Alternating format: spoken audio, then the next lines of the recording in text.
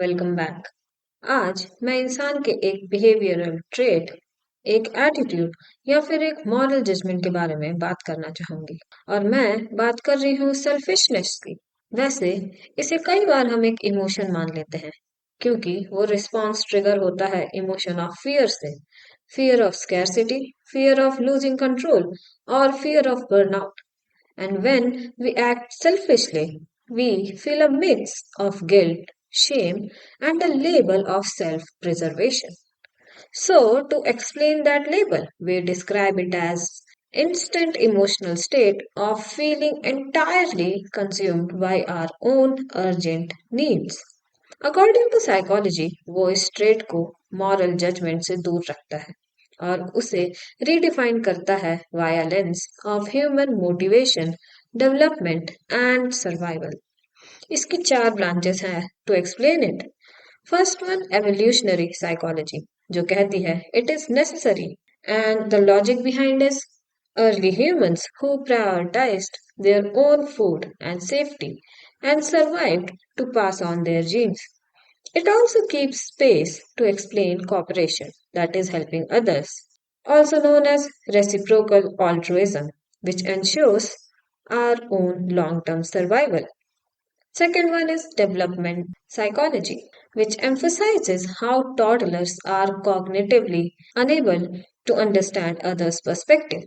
And it's necessary to build a strong sense of self before they can genuinely learn to share and empathize. It is just same as a park situation जहाँ पर एक बच्चा अपने toys के साथ खेल रहा है and some other kid having same affinity towards toys chase it, and sometimes it could lead to a squabble, but eventually it will be solved by sharing it. And last में ये पता चल रहा है कि वो घर जाने के लिए रो रहे हैं just because they bonded so deeply. Amazing, right? And the third one, social psychology. It's the response to environment scarcity. इसका जीता जाता एग्जाम्पल है कोविड-19. It was the time people became to really think just about themselves because it was the time for survival. But there is also something called as tragedy of the commons, which is when individuals deplete shared resources out of short-term self-interest. और इसे भी हमने देखा ही था होते हुए. Last one is clinical psychology, which talks about healthy line between selfishness and boundary setting. On extreme side, when it is viewed as a symptom of clinical personality, it gives rise to NPD, that is narcissistic personality disorder. Bhagavad Gita में स्वार्थ के दो कारण बताए हैं, अहंकार और कामा। जब हम किसी चीज से अटैच हो जाते हैं और वो नहीं मिल पाता तो क्रोध उत्पन्न होता है। फिर क्रोध जन्म देता है मोह को और इंसान की बुद्धि का पतन शुरू हो जाता है वहीं से। गीता में निष्कर्म कर्मा की भी बात की गई है। कर्मण्येवाधिकारस्ते मा फलेषु कदाचन, अर्थात कर्म करो, फल की चिंता मत करो। When you want to control and hoard the outcomes of your action, it is the very root cause of all the mental agony. According to Sikh tradition, seva, that is selfless service, is practiced as a core ritual. Buddhism teaches Ananta, the truth of non self. Self is a fluid illusion. The desire to greedily protect and hold for that self naturally dissolves. Talking about some destructive acts, there are so many around the world, such as collapse of grand banks called fishery in Canada.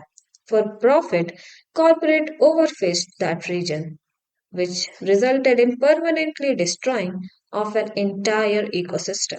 Second one, global antibiotic resistant crisis. It gives rise to superbugs, that is threat to health of entire human race.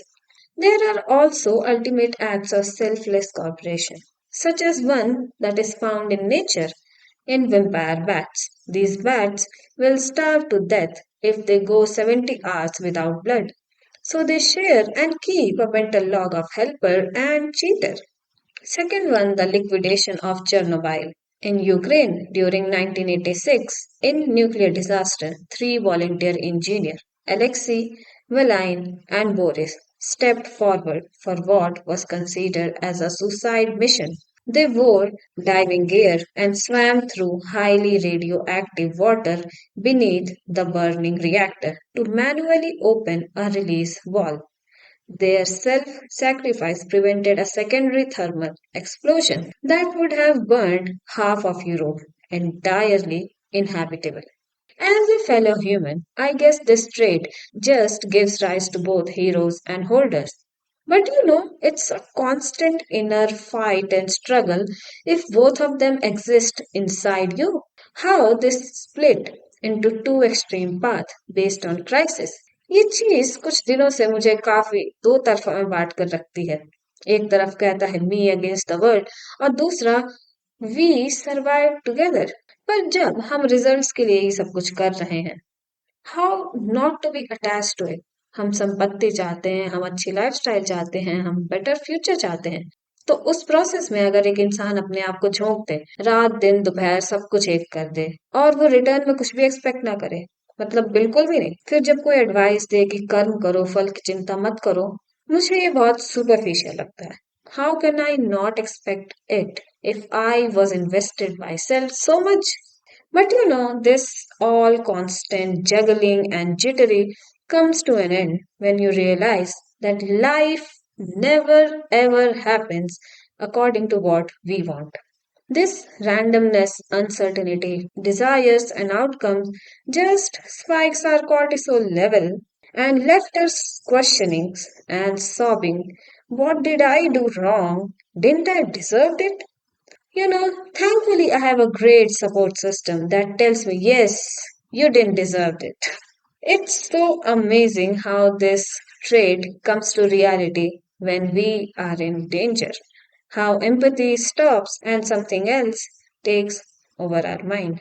We as a society show both sides, and that's how we live in it, like a mocktail. So this is the end of video. Tell me your experience with selfishness. What do you think? Is it good, bad, or a necessary trait? Until then, bye bye. I'll meet you in another one. Bye.